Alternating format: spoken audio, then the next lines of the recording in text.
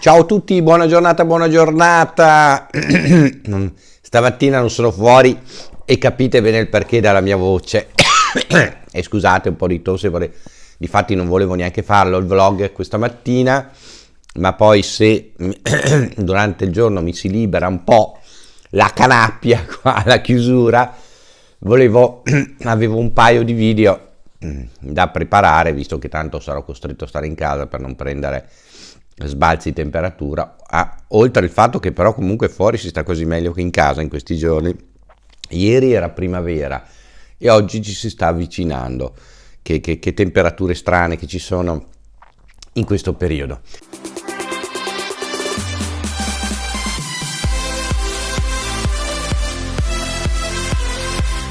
Attacco al Natale, attacco al Natale. Avrete letto tutti, ho sentito i telegiornali, ho visto in questi paio di giorni anche questo attacco della Murgia, oltre che di Saviano. I soliti, insomma, sono i soliti progressisti che vogliono distruggere tutto, no? La cancel culture, come si dice adesso, la cultura della cancellazione. E quindi eliminiamo ogni cosa, eliminiamo Dio. E questi signori sono i famosi stupidi, idioti, quelli che aiutano a fare questo, nel senso buono, nel senso che loro probabilmente lo fanno nella loro ignoranza, in buona fede di questa cosa, no? Di andare contro tutto e tutti, la cultura, la tradizione, in questo caso anche la fede, non consci che Dio libera, che il Natale libera, ci rende liberi perché non ci fa assoggettare al pensiero unico, non ci fa assoggettare a questo momento storico in cui, di grande cambiamento, in cui noi non dobbiamo più essere esseri umani, non dobbiamo più avere sesso, non dobbiamo più avere famiglia, non dobbiamo più avere personalità, dobbiamo essere dei perfetti assessuati consumatori, no? Questo è il capitalismo sfrenato, il liberismo sfrenato, in cui bisogna cancellare ogni cosa che ci rende identità, ogni cosa che ci rende libertà, per essere dei numeri che fanno fare cassa e che sono pilotabili, guidabili.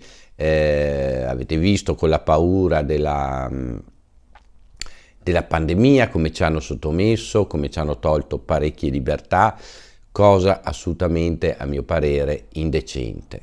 Si può capire in un primo momento in cui non si sapeva a cosa si stava andando incontro, ma poi visto anche come si erano comportate le altre nazioni, si poteva un attimino essere meno impanicati, meno impedire alle persone addirittura di lavorare, di avere quel minimo di sostegno. L'ho trovato veramente poco democratico.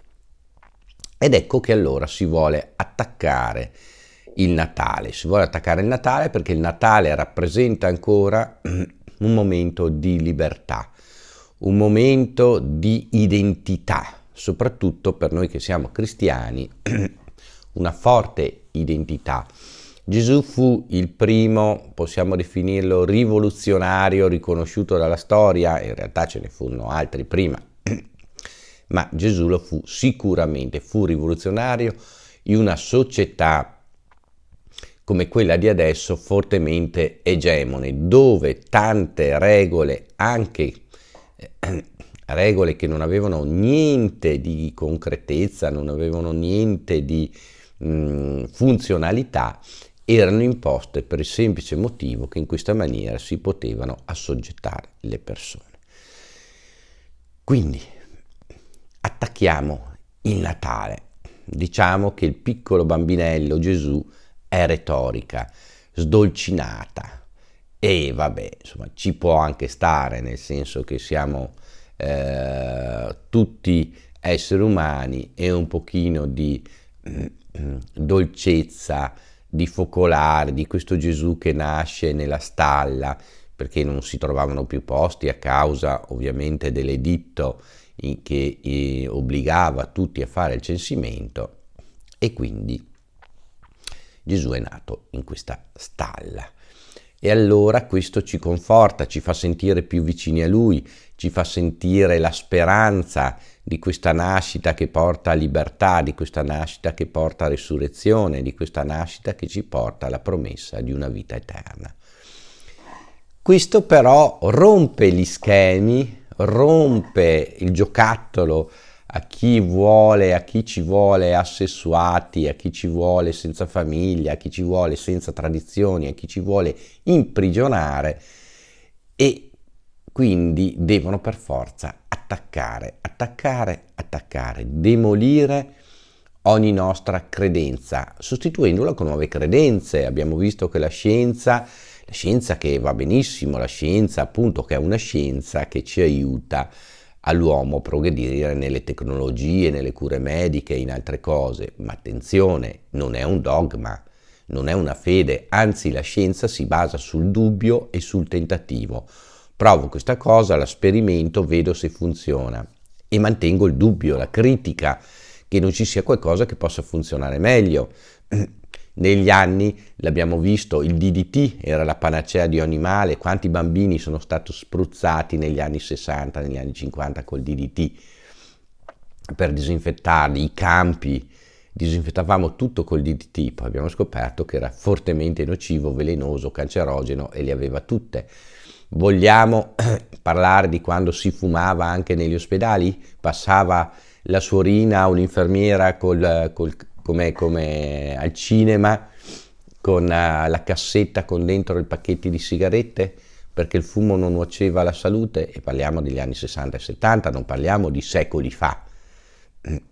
Vogliamo parlare dell'Eternit? L'Eternit era il nuovo materiale di costruzione, fantastico, meraviglioso, leggero, resistente, tutto quello che volete, per poi scoprire che ci faceva venire il cancro ai polmoni, perché l'amianto fa venire il cancro ai polmoni quando non fa venire l'asbestosi. Però queste erano cose che ci dava la scienza.